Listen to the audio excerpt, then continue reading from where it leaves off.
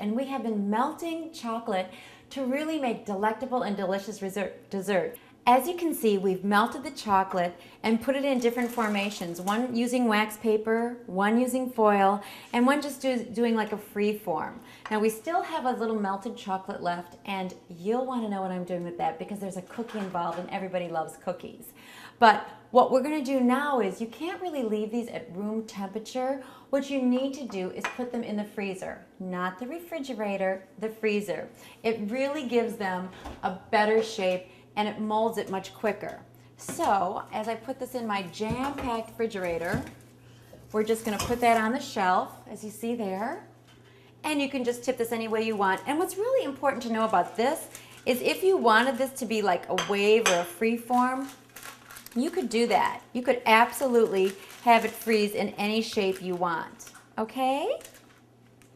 My pig even wants to get involved, my little doggy. He loves chocolate desserts. Except dogs aren't supposed to eat chocolate. So when you come back, we're going to show you how to put some melted chocolate on some cookies, and then we're going to plate up those formations of chocolate to really make wonderful, delectable desserts. So hurry back, okay? There's chocolate involved and it's melting.